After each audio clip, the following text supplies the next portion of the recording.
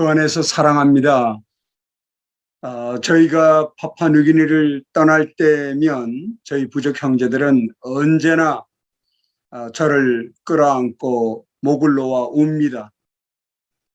그 우는 모습은 애절하다 못해 그들의 그 가슴 속에 있었던 모든 것을 다 토해낼 정도로 몇 시간을 저의 다리를 붙잡고 허리를 붙잡고 저의 몸을 끌어안고 그들은 웁니다. 한 번만 그러는 것이 아니라 이번에 나올 때도 매번 그들은 그렇게 목 놓아 웁니다. 그 우는 형제들에게 왜 그들이 우는가라고 생각하여 볼 때 이해가 되는 부분은 저희가 없으면 우리 부족 형제들은 소금을 먹을 수도 없습니다. 저희를 통해서 소금을 먹게 되었고, 또 저희가 없으면 감기만 걸려도 죽는데 감기 약을 받을 방법이 없습니다. 의료 혜택을. 그리고 가게가 있는 것도 아니고, 그리고 자기들이 하는 어떤 물물 교환의 마켓은 있지만 자기들이 어떤 화폐를 가지고 물건을 살 수 있는 환경 자체가 되어 있지 않습니다. 언제나 그들의 삶은 죽음의 공포 속에 있는 그들입니다. 그들에게 제가 이 얘기를 합니다.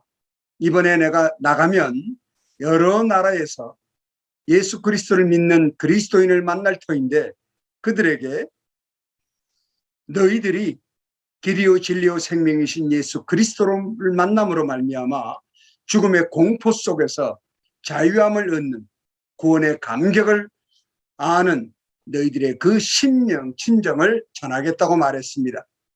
그랬더니 이게 웬일입니까? 놀랍게도 우리 부족 형제들이 이구동성으로 하는 말이 어서 가라는 것입니다.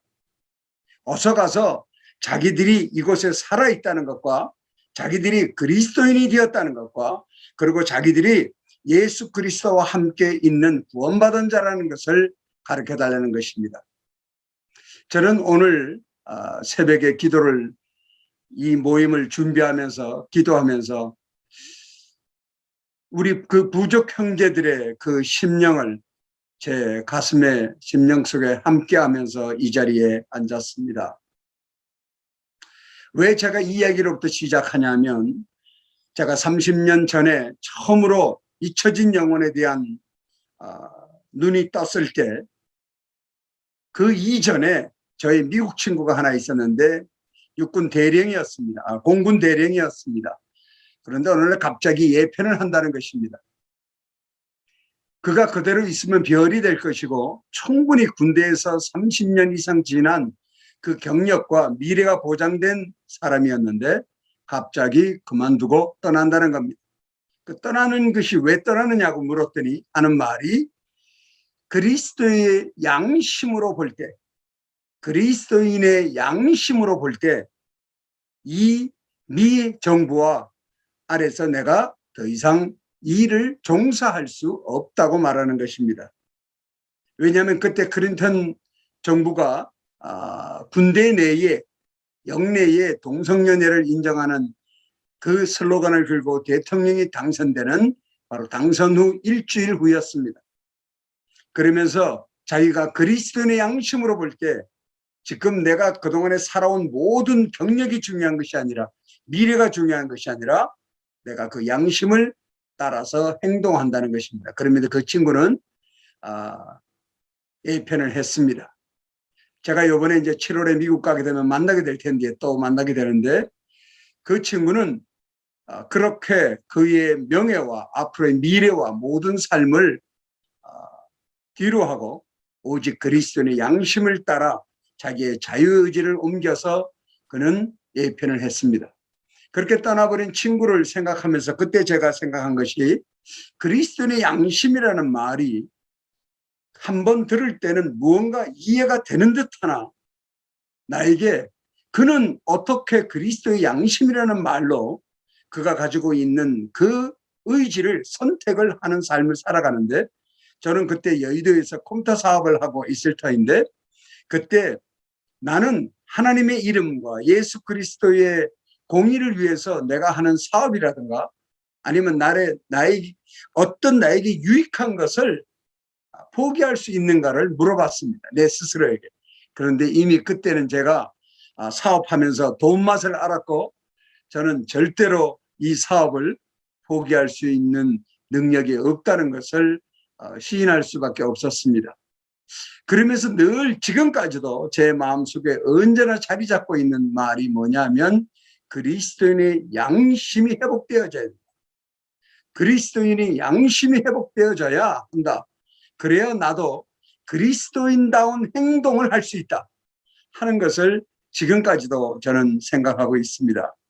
그래서 제가 선교사, 우리 부부가 선교사로 헌신하는 제일 첫 번째 동기가 바로 그 친구하고의 대화 속에서 제 스스로의 그리스도인의 양심을 회복하고 싶은 그 욕구와, 그래서 성경책을 다시 펴서 읽을 때 그 성경은 이전에 읽던 제가 읽었던 성경이 아니고 창세기 1장 1절의 말씀에 모든 복음이 있음을 동의하게 되었고, 그로부터 구약 안에 신약이 있음을 알게 되었고, 그 신약을 읽을 때는 그 언약이 증거되어진 감격으로 읽게 되는 그런 체험을 하게 해 주셨습니다.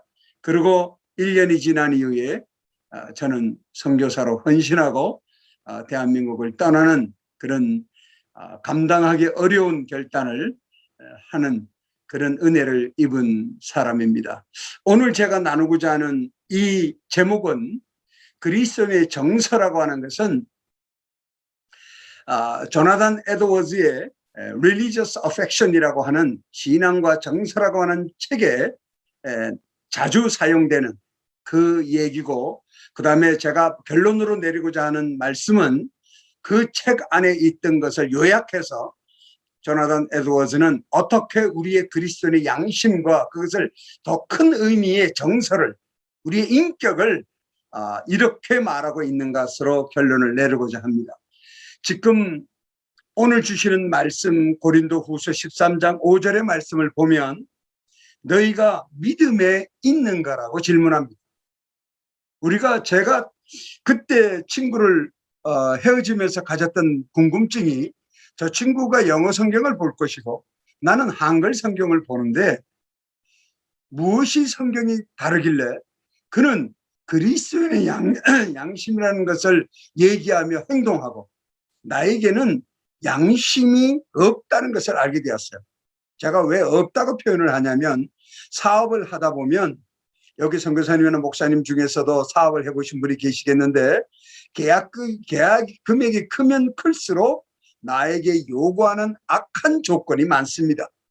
그런데 그것이 합리화가 들어와서 뭐 주소 보너스를 더 줘야 된다거나 아니면 이익을 더 남겨야 된다는 합리화 때문에 내 양심을 통하여 그렇게 하지 말라고 하는 주님의 음성을 저는 나의 그 사악한 의지로 그것을 묵살시켜버립니다. 왜? 그래야만이 계약을 할 수 있기 때문에. 저는 회사에 내가 크리스찬이라는 것 때문에 계약을 중도가 아니지만 계약을 했다가 포기 당하는 일도 몇 번 경험을 했습니다. 왜냐하면 아이당초 사장이 크리스찬이라 그러면 자기에게 올 것이 건전한 것이 아니고 다 부당한 것을 그리고 악한 것을 요구해야 되기 때문에 저하고 잘 통하지 않을 것이라고 생각하고 애당초 계약을 포기하는 기억도 있었습니다. 이것이 세상인데, 그래서 저는 제 안에서 양심이 일어날 때 그 양심을 저의 이 악한 프리윌 자유의지로 포기해버리는 그런 삶을 사업하면서 그것이 사업의 수단인 줄 알고 지냈던 사람이라서 제 마음이 하나님 앞에 기도하기를 아버지 하나님 이 가증한 죄인을 용서해달라고 기도한 것이 기억이 납니다.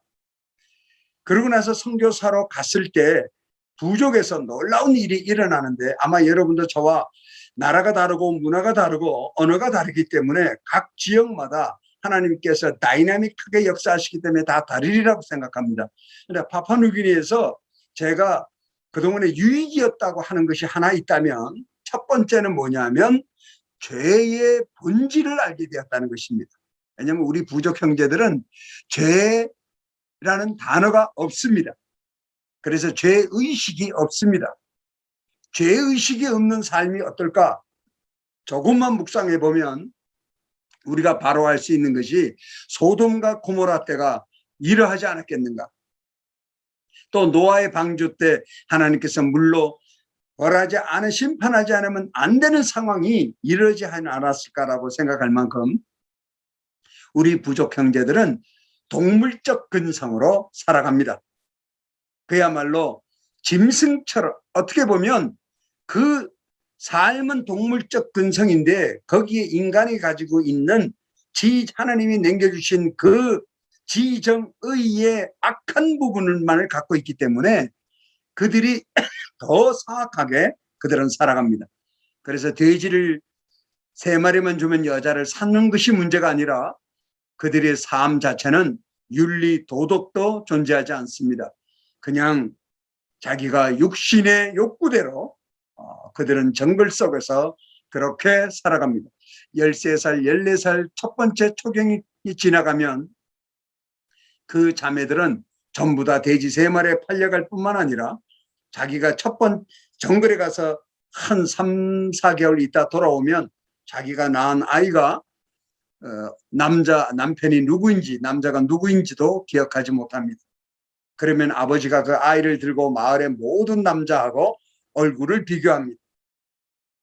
비교했다가 똑같은 얼굴이 있으면 그 아이를 주고 돼지 3마리를 받든가 아니면 거짓말을 하면 활로 쏩니다.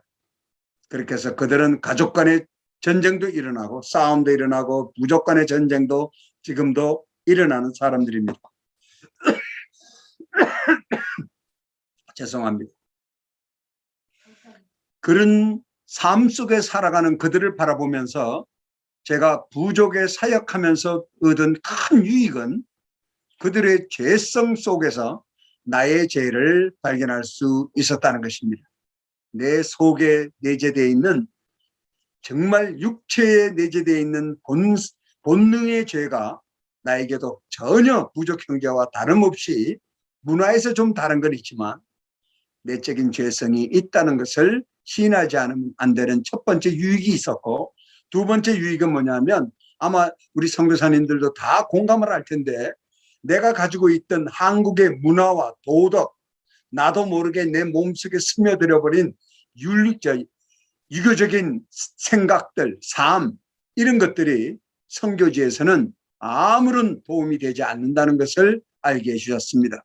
그리고 또 알게 된 게 뭐냐면 나의 의지와 나의 신념과 내 지식과 그리고 내 생각으로는 절대로 주의 일을 할 수 없다는 것도 고백을 받아내셨습니다. 그러면서 제가 소망이 없는 죄인, I'm a hopeless sinner라고 I'm nothing, 아버지 하나님 나를 한국으로 돌려보내 주십시오. 왜? 하나님께서 선생이 되기를 두려워하라 그러고 또 네가 복음을 잘못 가르칠 것이라면 연자맷돌을 목에 메고 물에 뛰어들으라고까지 하시는 분이 왜 이 어려운 일을 이 부족한 죄인에게 시키려 하십니까라고 얼마를 통회자복하며 회개를 했는지 모릅니다. 그랬을 때 하나님께서 저에게 놀라운 변화를 갖게 하셨는데 옛날에는 카메라를 가지고 그 부족 형제들의 벌거벗은 모습만을 찍었습니다. 뭐냐면 문화에 충격을 주는 것만 찍었습니다. 왜? 이것을 한국에 보여주면 한국의 성도에게 보여주면 얼마나 나를 놀라운 선교사라고 평가할까? 이 고생하는 걸 알아줄까? 그리고 저런 고생을 하는구나. 저런 사람도 있구나. 저런 곳에서 사역하는가라고 인정받고 싶은 인간의 본능 때문에 저는 카메라를 가지고 이런 기도도 했습니다. 아버지 하나님 나에게 망원 렌즈를 주십시오. 왜? 가까이 찍어야 더 줌으로 당겨서 찍어야 더 리얼하게 찍는데 제가 돼지에게 젖을 먹이는 여인을 찍으려고 하는데 가까이 가면 가슴에서 돼지를 쑥 빼버리니까 찍을 수가 없어요. 그래서 아버지 하나님 망원 렌즈를 저에게 주십시오라고 기도를 한 적도 있던 사람입니다. 근데 그것이 얼마만큼 사악한 생각이라는 사실을 그때는 몰랐는데 어떤 일이 있었냐 하면 제 몸에 스케이비스 여러분 아시죠? 여러분 더운 나라에 계시면 반드시 있는 겁니다.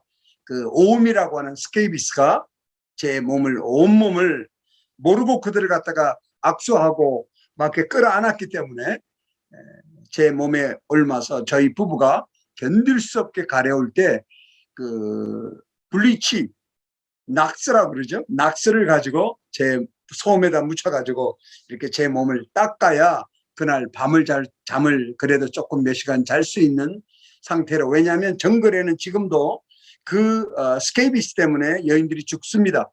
아기가 죽습니다. 왜냐하면 전 피부에 퍼지고 나면 엄마의 가슴이나 이런 것이 좀 퍼지기 때문에 아이의 얼굴과 모든 것이 스케이비스로 피부가 골마가기 때문에 그것으로 인해서 끝내는 제가 여러 명의 어린아이를 잃어버린 경험이 있습니다만 지금은 몇 년 동안 열심히 약을 바르고 그래서 많이 나았지만 그래도 저희를 방문한 사람들마다 전부 다 스케이비스에 걸려서 보국으로 돌아가면 피부과를 한 일주일 동안 다녔다는 얘기를 지금도 듣고 있습니다. 그런 일이 있고 난 이후에 성경 말씀을 보는데 성경 말씀에 어떤 말씀이냐면 너가 좋아할 만한 사람만 좋아하면 그게 사랑이냐는 것이죠. 언제나 읽고 외웠던 그 말씀이 그날따라 다르게 역사하는 은혜를 입었는데 그 말씀을 들으면서 그러면 내가 그들을 사랑한다고 끌어안고 사랑한다고 말하고 사랑한다고 나누는 모든 것이 하나님 눈에 볼 때는 그것으로는 안 된다는 거죠. 그것을 지식적으로 생각하면 우리가 아가페 사랑을 베풀 수 없는 것은 동의는 하지만 과연 아가페 사랑의 그 부피와 넓이와 깊이를 우리는 모르니까 그냥 그렇게 나는 본능적으로 행동했던 것들인데 그런 것으로는 왜 그런 안 된다는 것을 말씀을 듣고 내 스스로를 점검해 보니까 그 스케이비스가 한번 온몸을 공격하고 나니까 어떤 마음이 드냐 하면 다시는 쟤네들하고 악수하지 말아야지. 다시는 쟤네들 끌어안지 말아야지. 쟤네들하고는 항상 1m씩 떨어져서 얘기를 해야 되겠다는 아주 굳건한 결심을 하게 되는 겁니다. 아니 사랑을 베풀러 간 사람이 애들 안 만나겠다고. 근데 실제 미국 선교사들 그 정글에 있는 원주민들하고 악수할 때 보면 요 손가락 2개만 내밀고 악수하는 분들이 간혹 있어요. 상대는 이렇게 내밀면 손을 이렇게 가지고 왜냐하면 한번 이 벌레의 전신이 한번 걸려보면 그다음부터는 이렇게 악수하는 것이 이해가 됩니다. 왜? 이렇게 악수하고는 금방 약에다가 탁 담궈서 다 치료를 이렇게 소독을 하고 나오는 그런 선교사들을 가끔가다 볼 수가 있는데요. 저 또한 아이들을 건들고 싶지 않은 거예요. 그 모습을 그리고 그 다음날 아침이 됐는데 새벽 6시면 저를 아이들이 찾아옵니다. 왜냐하면 제가 의료 행위를 하기 때문에 걔네들이 밤 사이에 불에 뒤거나 정글에 어제 가서 찔렸거나 넘어졌거나 부러졌거나 이러면 저한테 다 와요. 뭐 칼로 쳐가지고 잘라진 거 이런 거 꾸며달라고 이제 오는데 새벽 6시에 첫 번째 온 부족 형제가 나를 보자마자 저를 털썩 달려들며 앉는 거예요. 그 제 몸이 어떻겠습니까? 하고 피할 1m를 피할 틈도 안 주고 저를 끌어안아 버렸으니까 지금은 늘 긁어야 되는 긁어야 되는 것이 저의 삶의 일부가 되었지만 변화가 일어났습니다. 그 변화를 오늘 말씀드리고자 하는 거예요. 내가 그 일이 있고 나서 들어와서 얼마나 또 회개했는지 모릅니다. 왜? 이런 마음의 상태로 주의 일을 할 수 있다는 것이 제 자신에게 거짓하는 것 같고 그리고 하나님 앞에 내 자신이 영적인 일을 하는 것에 합당하지 않다는 생각 때문에 몸부림치며 또 한국으로 보내달라고 기도하고 했는데 제 심령 속에 변화가 일어난 게 그때 전까지만 해도 그 전날까지만 해도 부족 사람은 그냥 저에게는 이방인이었습니다. 그냥 원주민이에요. 저는 언젠가는 한국으로 돌아갈 사람이에요. 그 생각이 항상 저에게 자리 잡고 있었고 그리고 그들은 그냥 원주민이고 그래서 제 눈에는 그들에게 마치 제가 사도 바울처럼 무슨 특권을 받은 사람처럼 제가 복음을 전하는 전도자의 역할을 하는 도구도 아주 쓰임받는 도구라는 착각을 가지고 있었는데 그날 회개를 하고 난 다음에 저의 안의 내적 변화가 놀라운 것이 일어난 것이 그때 그렇게 찍었던 원주민의 벌거벗은 모습들 거의 다 벌거벗고 살던 사람입니다. 모든 자매들도 전부 다 옷에 옷을 입고 있는 사람은 아무도 없고요. 내의를 가진 입은 사람도 아무도 없어요. 그렇기 때문에 사진을 이렇게 자매들하고 찍으면 사진을 눈을 이렇게 볼 수가 없어요. 가슴이 잔뜩 있어서. 그런 자매들인데 그 이후에 컴퓨터에 앉아서 그들의 부끄러움이 내 부끄러움이 되고 그들의 슬픔, 좌절, 눈물, 고통, 두려움, 그들의 배고픔이 내 심령 속에 자리 잡고 있다는 사실을 알게 해 주셨습니다. 그리고는 너무나 부끄러워서 컴퓨터에 있던 그들이 벌거벗은 모습을 전부 다 지워버렸습니다.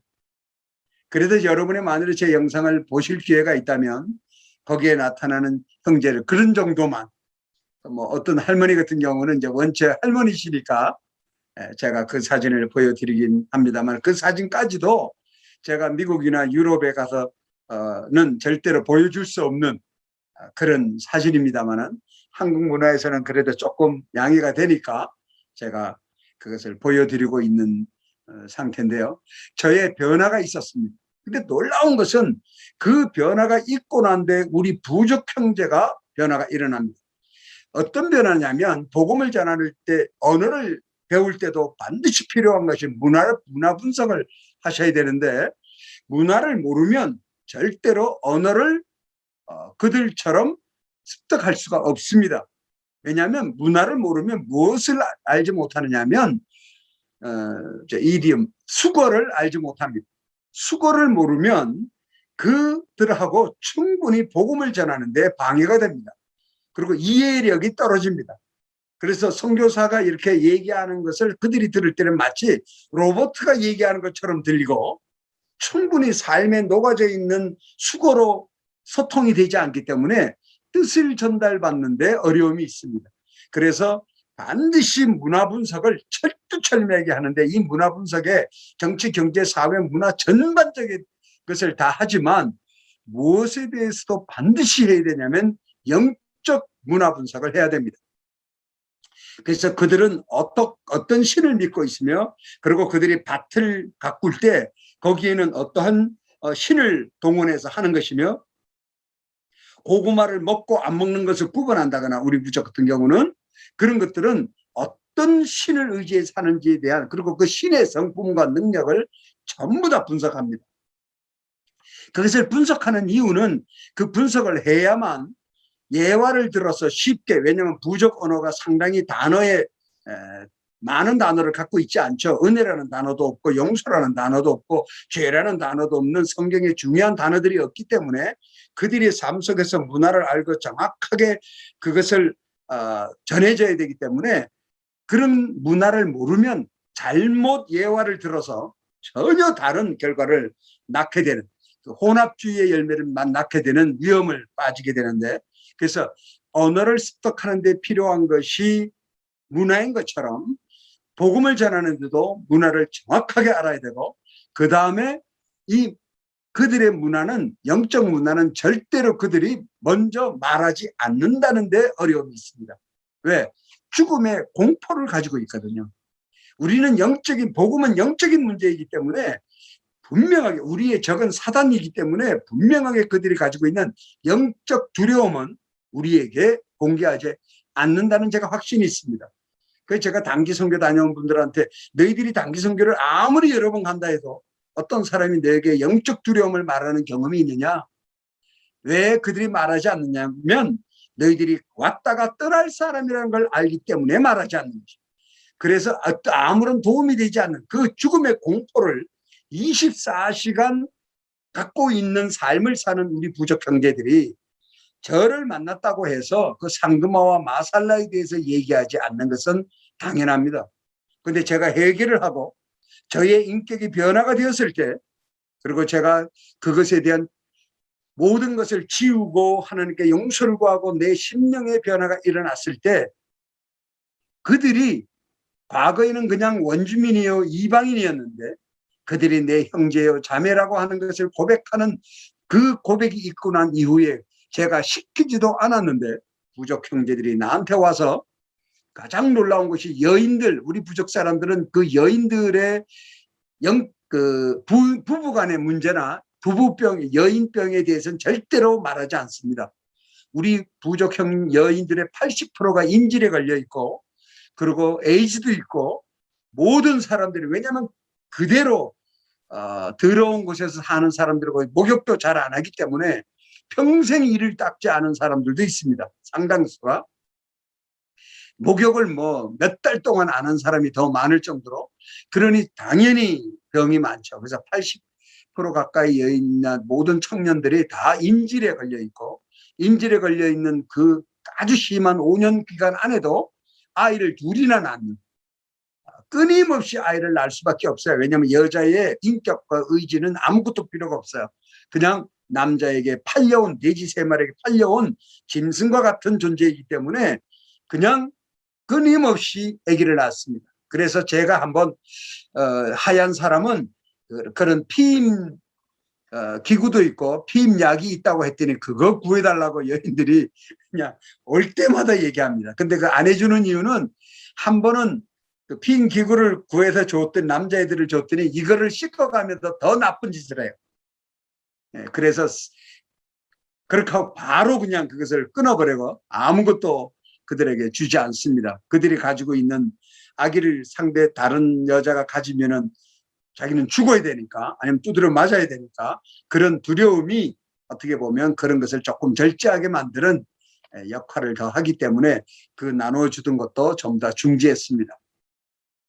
제가 전하고자 하는 말씀은, 그들이 그렇게 살아가는 동안에 저의 변화가 일어나고, 그러고 나서 그들이 영적인 문제를 저에게 이야기하기 시작했다는 겁니다. 그들이 어떤 두려움, 마살라이나 상금아를 믿고 있는데, 지금도 내가 나오기 전에 상금아가 들었다고 해서 저에게 복음을 전해달라고 다른 부족에서 저를 초청을 했는데, 초청한 그 부부의 부인을 토막내서 죽였습니다.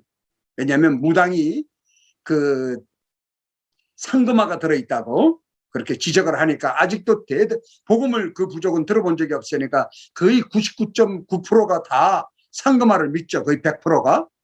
그러니까 그 공포심 때문에 그 여인을 5토막을 내서 양쪽 팔 자르고 양쪽 다리 자르고 목을 쳐서 죽어서 묻어버리는, 제가 나오기 한 일주일 전에 일어난 두 부족에서 저를 초청을 했는데, 그것을 막기 위해서 그런 일을 지금도 하는, 그런 이제 복음을 듣지 못한 부족은 그렇게 하고 있는데, 그들이 자기들의 영적인 두려움을 얘기한다는 것은 정말 어렵습니다. 왜? 그래서 지금도 내 제자들은 나한테 뭐라고 말하냐면, 내가 상금아를 보았는데 이렇게 말하지 않고, 내가 상금아에 관해서 들었는데 이렇게 말합니다. 그러니까 본 사람은 따로 있는 거죠.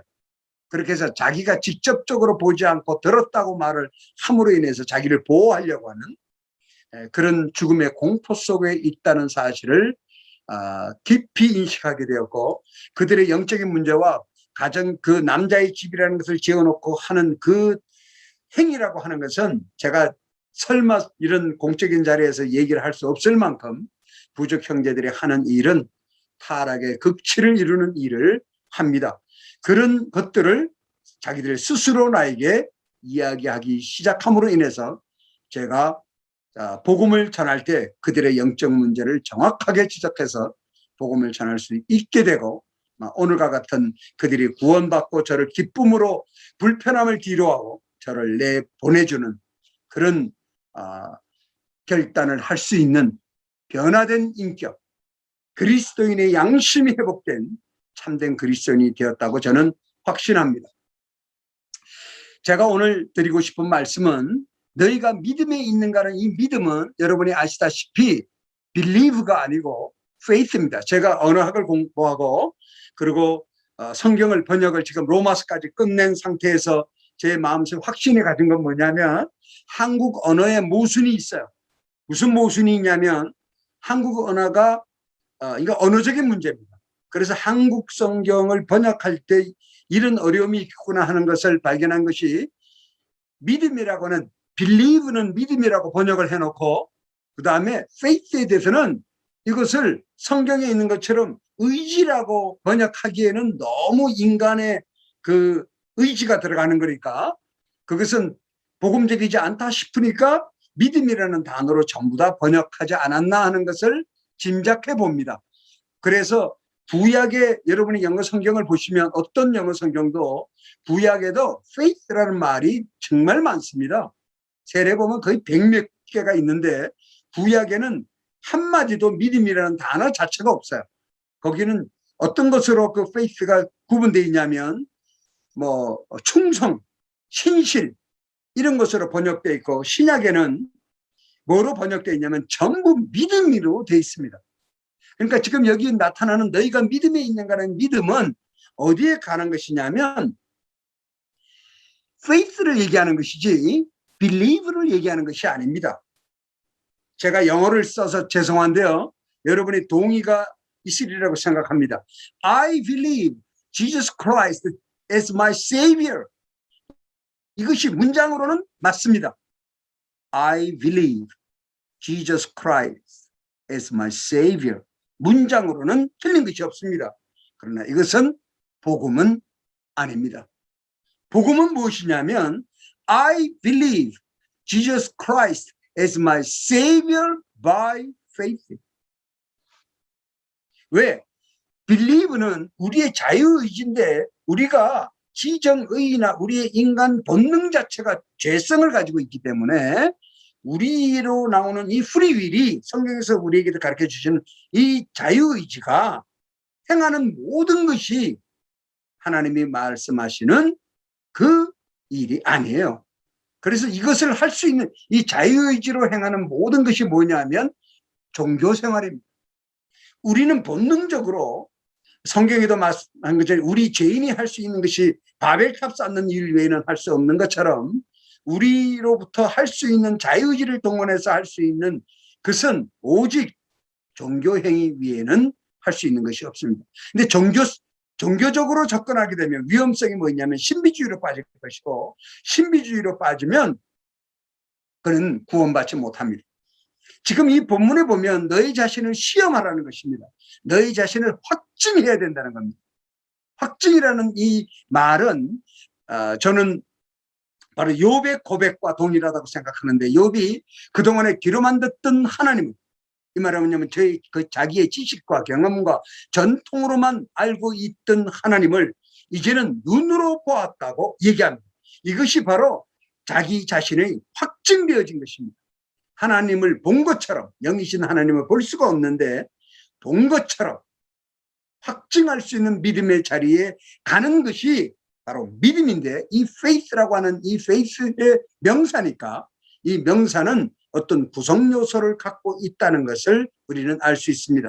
모든 사물이 명사지 않습니까? 그와 같이 지금 이 믿음은 명사예요. 동사가 아니고 명사이기 때문에 이 명사 속에는 어떤 구성 요소가 있는데 그 구성 요소를 여러분들도 다 읽으셨겠지만 제가 첫 번째 로이드 존스 목사님의 로마서 강의를 읽을 때는 발견하지 못했었는데 부족 애들에게 복음을 로마서를 가르치려고 그 책을 다시 읽는데 그 책 안에서 발견하게 되었어요. 뭐라고 되어 있냐면 이 faith의 구성 요소의 첫 번째가 뭐냐면 knowledge, 지식이라고 말합니다. 이 지식은 근거가 지식이라는 말이 knowledge가 이 반드시 근거가 있는 그 사실 팩트를 가지고 갖는 지식을 지식이라고 표현을 하는데 만일 이것이 아닐 때는 반대는 awareness, 추상적 지식, 한국말로 말하면 관념 속에 가지고 있는 지식. 그러니까 제가 한국에 와서 성도들이나 이렇게 대화를 나누다 보면 하나님의 그 말씀을 전부 다 관념 속에 가지고 있어요. 그 모르는 건 없어요. 뭐 너무나 대답도 잘하고 관념 속에 가지고 있는데 인격의 변화가 일어나지 않는 거예요. 그러니까 이 알고 있기는 한데 근데 성경에서 뭐냐면 지식은 교만의 열매만을 맺는다고 성경은 분명히 말하고 있습니다. 그러니 이 지식 속에 가두어진 관념 속에 갖추어진 이 지식으로는 awareness, 추상적 지식으로는 절대로 신앙이 될 수가 없습니다. 지금 이거는 제가 얘기하는 것이 아니라 마틴 로이드 존스 목사님의 강해 속에 있는 얘기입니다. 우리가 지식을 갖는다는 것은 66권을 근거로 무엇을 갖는 지식이냐면 말씀에 계시되어진 안에서 하나님의 캐릭터, 하나님의 인품을 아는 것. 그래서 성경을 여러 번 여러분이 읽으시면서 동의를 하시리라고 생각하는데, 성경이 첫 번째 우리에게 얘기하는 가장 큰 주제가 뭐냐면 이겁니다. 알아야 된다는 겁니다. 그래서 하나님을 아는 것이 지식의 근본이라는 말씀으로부터 시작해서 예수 그리스도가 십자가에 죽으시기 전에 중보 기도를 하시는데, 뭐라고 우리를 위해서 중보 기도를 하시냐면 그들이 알지 못하기 때문에 하는 일이오니 용서하여 달라고 하는 엄청난 중보 기도를 하시는 거예요. 제가 뭔가 모르는 게 있다는 겁니다.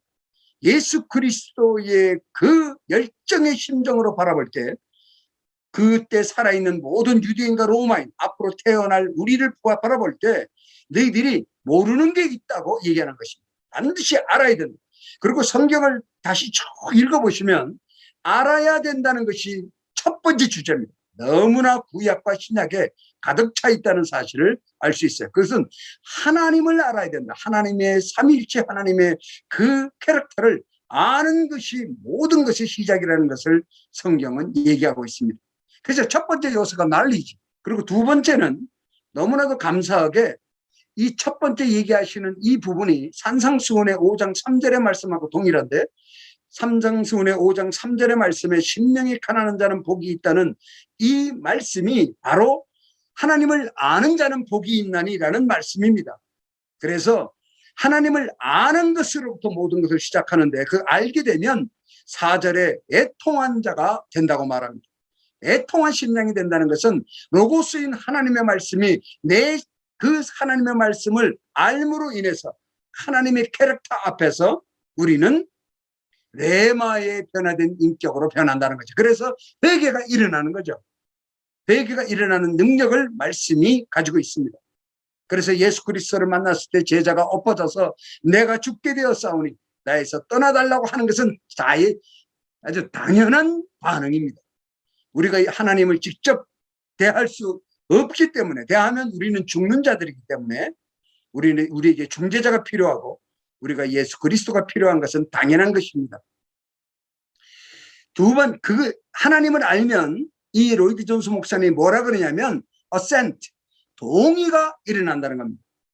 그냥 동의가 아니고 전인격적 동의, 하나님에 대한, 말씀에 대한 동의. 여러분이 지금 말씀에 대한 동의가 일어나지 않습니까?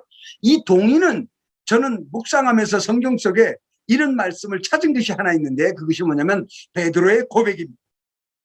주는 그리스도시여 살아계신 하나님의 아들이라는 이 고백은 베드로의 지식이 아니었습니다. 그리고 그것은 감추어진 비밀이었습니다. 결코 베드로가 할 수 있는 얘기가 아니었습니다. 하나님은 그를 택하여 하게 하셨는데, 지금 내가 설교를 하거나 성도를 만날 때마다 묻는 것이 있는데, 하나님이 해와 달과 별을 창조하셨다는 것을 믿습니까? 100% 성도들이 다 아멘합니다. 그러면 지금 우리가 아멘하는 이 지식을 가지고 세상 바깥에 길거리에 나가가지고 한국의 지금 명동에 가서, 아니면 집 대문 앞에 가서 하나님은 해와 달과 별을 만드신 창조자라고 한번 여러분이 외쳐보십시오. 몇 명이나 여러분의 얘기에 동의를 하는가? 한국에도 9명 가까이가 동의하지 않아요, 그 말씀에. 그리고 선교사님이나 목사님이나 저보고 다 미쳤다고 말할 겁니다. 왜? 그들은 도저히 동의할 수 없는 지식이 창세기 1장 1절의 말씀부터예요. 그런데 우리는 왜 그것을 믿고 있느냐는 것입니다. 왜 우리는 거기에 아멘을 하느냐는 것이에요. 이것이 바로 성령의 역사인데, 우리가 전인격적으로 하나님의 말씀과 하나님의 삼위일체 하나님을 동의할 수 있는 것은 성령의 역사입니다. 회개가 일어남으로 인해서 우리에게 내재하시는, 바로 그것이 다음에 있는 말씀인데, 예수 그리스도께서 너희 안에 계신 줄을 너희가 스스로 알지 못하느냐, 이 말은 뭐냐면, 지금 우리 이 자리에 돌아 계신 많은 분들이 다 우리의 지식과 우리의 생각과 우리의 삶 속에 피지컬하게 육체적으로도 정신적으로도 영적으로도 우리가 자각할 수 있다는 것입니다. 그래서 왜 자각할 수 있느냐면 우리 하나님은 살아계신 하나님이에요. 살아있는 것에 대한 하나님이시기 때문에 우리가 만일에 죽었거나 태어나지 않았다면 아직 우리 하나님은 우리가 살아있기 때문에 기도하고 살아있기 때문에 예배하고 살아있기 때문에 선교하고 살아있기 때문에 우리가 주와 함께 동행하는 것이지 살아있기 때문에 그 사명을 감당하는 거예요. 그래서 우리가 그것을 알 수 있다는 겁니다. 왜? 그분이 살아계시기 때문에. 우리 하나님은 살아계신 분이기 때문에 우리가 좌절과 힘들고 어려움과 고통으로 어떨 땐 넘어질 때도 있지만 분명히 구원받은 성도에게는 이 열매가 반드시 있습니다. 나타나는 첫 번째 증거가 뭐냐면 이거는 조나단 에드워즈가 얘기하는 것인데요. 첫 번째 우리의 변화는 삼위일체 하나님의 우리 안에 살아계심의 증거는 예배를 사모한다는 겁니다. 둘째는 말씀을 사모하게 되고 셋째는 찬양과 기도하는 자가 된다는 겁니다. 바로 이것이 내 안에 살아계신 하나님이 계신 증거라는 것입니다. 증거가 따로 있는 것이 아니에요. 그 다음에 인격의 변화가 일어나는 것 중에 회개하는 것이 회개할 수 있다는 것. 예수 그리스도께서 십자가에서 죽지 않으시고 부활하지 않으시고 승천하지 않았으면 보혜사 성령이 오실 리가 없고 오지 않아서 또 우리 안에 내재하지 않으셨다면 인유하지 않았다면 우리는 결코 성령의 도움을 받지 못해서 우리 본능 속에 있는 죄를 발견하지 못합니다. 왜냐하면 성령께서 우리에게 오셔서 하시는 일 세 가지. 첫 번째, 죄에 대하여, 의에 대하여, 심판에 대해서 알게 하시는 이 성령의 은혜로 말미암아 우리가 언제나 기도할 수 있고 하나님이 우리의 마음밭에 십계명을 주셨기 때문에 믿지 않는 사람도 선한 일을 할 수 있는 은혜를 일반적 은총을 입는 것이 아니겠습니까? 바로 그런 우리 삶 속에 끊임없이 일어나는 변화가 우리의 인격을 변화시키는데 그 변화가 바로 여러분이 알고 계신 sanctification, 성화되는 과정에 있다는 것입니다. 우리가 성화가 되어야 그때부터 복음의 열매가 시작되는데 하나님 말씀에 의하면 새 푸대가 먼저 돼야 돼요. 두 번째는 새로 창조, 새로운 피조물이 되어야 그 다음부터 빛이 될 수 있고 그 다음에 소금이 될 수 있는 것입니다. 그 변화는 우리가 하는 것이 아니고 나의 자유의지로 움직이는 것은 종교행위만 하는 것이니까 나의 자유의지로 하는 것이 아니라 우리는 끊임없이 회개를 통하여 예수께서 그 일을 하시도록 우리의 자리를 내어드려야 된다는 겁니다. 그것이 참으로 쉬운 일이 아닙니다. 어렵지만 그 어려움은 우리의 의지에서 오는 어려움이 아니라 그 어렵다는 것은 우리가 소망 없는 죄인이다 보니까 그것을 자각하기가 힘들어요. 제가 부족해서 제일 기도 많이 하는 게 뭐냐면 아버지 하나님 내가 제일 부러워하는 사람이 사도 바울입니다. 왜? 그분은 꿈도 꾸고 기도하면 막 죽은 사람도 살리고 괜히 꿈에 나타나가지고 나는 이리 가고 싶은데 저리 가라 그러고 근데 저는 아무리 30년간 28년간 몸부림쳐도 제 꿈에도 안 나타나시고 저한테 얘기도 안 하시고 아무리 기도해도 죽어가는 애기가 안 살아나고 그래서 제가 이런 얘기를 하죠. 아니 하는 일은 똑같은 것 같은데 지금 선교사님들이나 저나 사도 바울하고 다른 일을 하는 게 아니에요. 똑같은 일을 하는데 예수 그리스도의 죽으신과 부활을 전하는 똑같은 일을 하는데 왜 우리는 그런가? 사도 바울의 고백만을 제가 성경에서 쫙 뽑아가지고 묵상을 하니까요. 아멘. 사도 바울의 고백 중에 제 가슴속에 가장 울리는 몇 가지 고백이 있는데 첫째가 뭐냐면 그동안에 자기가 알고 있던 모든 지식이 배설물이에요. 그러더니 떡떡떡 하는 말이 세상이 십자가에 대해서 죽고 나 또한 십자가에 대해서 죽었다는 거예요. 이면은 완전 세상에 속한 인격이 아니고 전혀 다른 인격이 되었음을 얘기하는 거예요.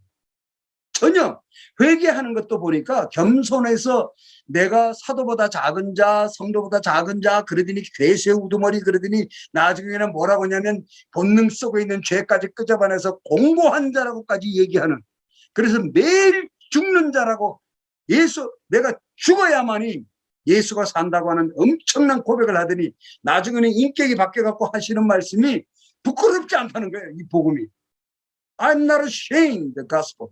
절대로 부끄럽지 않다고는 다른 인격으로 그런 변화가 돼서 복음을 전하기 시작했던 사람입니다. 이 복음의 능력은 바로 거기에 있는 거예요. 그렇지 않으면 너희가 버리운 자라고 얘기합니다. 그 말은 얼마나 두렵고 떨리는 말입니까? 우리 선교사님이나 목사님, 제가 평생을 거쳐서 한 일인데 우리가 구원받지 못한다는 거죠. 이것처럼 두려운 일이 없습니다. 제가 부족 형제들에게 하는 말이, 너희들 다 천국 가도 가고 나도 천국의 마지막 한 자리가 내 자리이길 바랍니다. 아니 열심히 평생 선교사로 살았는데 천국 못 가면 이게 뭐 무슨 있을 수가 없는 일이에요. 나도 가야지. 거기는 경쟁하면서 가죠. 너희들도 다 가고 내 마지막 한 자리는 내 거다. 그러고 나서 천국 문이 딱 닫히면 좋겠다.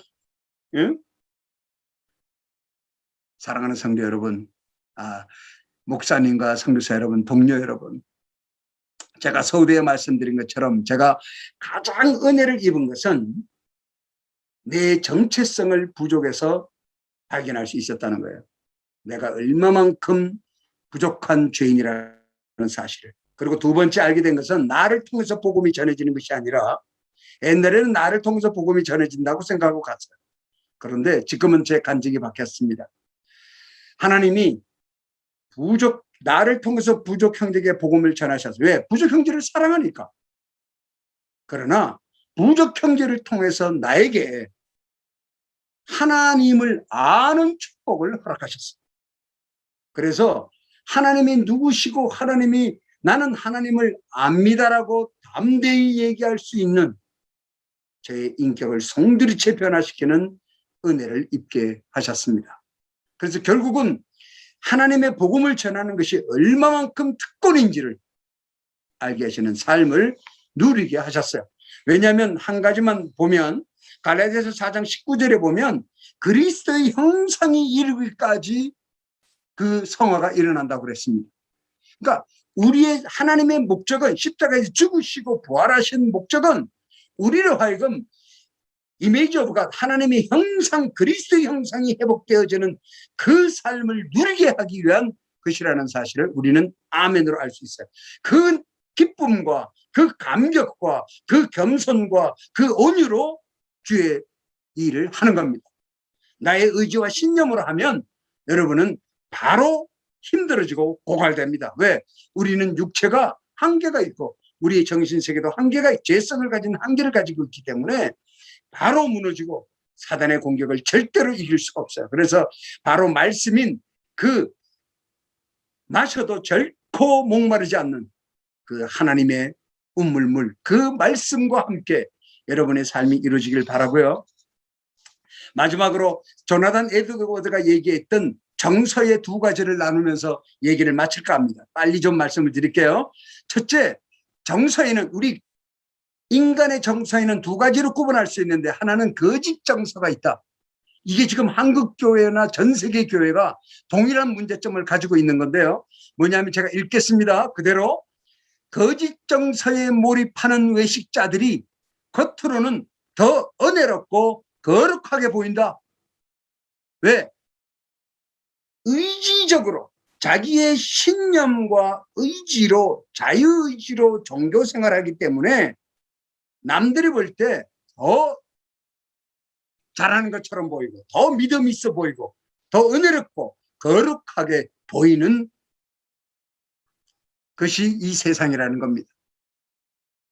그래서 마틴 로이드 존스나 이분들이 하는 말이, 교회가 어디 있나 했더니 세상 속에 있고, 맞죠? 여러분도 다 세상 속으로 가신 거니까. 그런데 세상이 어디 있나 했더니 교회 속에 있더라. 그건 예수께서도 가라지의 비유를 들어서 하신 말씀과 동일한 것입니다. 아마 여러분들도 지금 사역 속에서 그 세상과 싸우고 계시지 않습니까? 우리의 영적 싸움은 세상과 싸우는 겁니다. 그것을 싸우기 위해서는 예수 그리스도의 말씀으로 전신갑주를 입어야 된다는 건 우리가 모든 지식으로 다 알고 있는 거 아니겠습니까? 그래서 종교 생활에서 벗어나야 되는데, 사단은 옛날에 번제를 망가뜨린 것처럼, 형식화시켜버린 것처럼 우리의 교회를 망가뜨리는 교회인 성도를 종교화시키는 것에 전력을 다하고 있다고 저는 확신합니다.